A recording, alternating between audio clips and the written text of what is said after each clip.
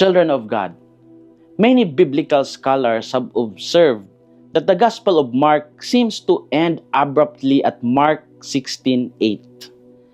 The women fled from the tomb in fear and said nothing to anyone.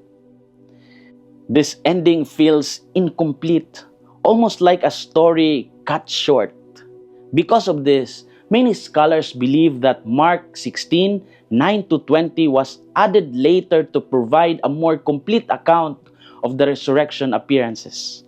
The longer ending includes appearances of Jesus to Mary Magdalene, to two disciples, and later to the 11. It also includes the commissioning of the disciples to preach the gospel. The reason behind this addition may have been to align Mark's gospel with the other gospels that describe post-resurrection encounters. Early Christian communities likely wanted a clearer and fuller proclamation of the risen Christ. Yet even with this discussion, the message remains consistent. Christ is risen and He appears to His followers. In the Gospel of Mark, the risen Jesus sent them out to proclaim the good news to all creation. What are our inspirations for today? First, this belief does not stop Christ from reaching out to us. The first witnesses of the resurrection were not immediately believed. Mary Magdalene shared the news, yet her message was rejected. Even the testimony of other disciples was met with doubt. Jesus appeared to the 11 and rebuked them for their unbelief and hardness of heart, because they did not believe those who saw Him after He had been raised. Despite their doubts, Jesus still came to them and revealed Himself. In our lives, we also experience moments of doubt and hesitation. Sometimes we struggle to believe in God's presence or promises. Yet the resurrection reminds us that Christ does not abandon us in our disbelief. He continues to reach out, inviting us to trust and believe.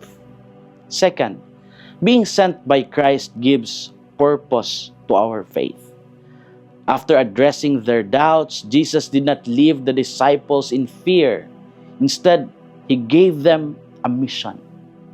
Their encounter with the risen Christ became the foundation of their calling. Jesus said to them, "Go into the whole world and proclaim the gospel to every creature." The same disciples who once doubted were now entrusted with the message of salvation. Faith becomes meaningful when it is lived and shared. The resurrection calls us not only to believe, but also to act. Each one of us is sent in our own way to bring hope, truth, and love into the world. We can reflect on these questions in our hearts.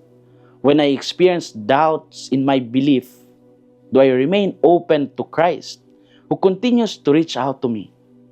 Do I listen to the testimonies of others who share their experiences of God?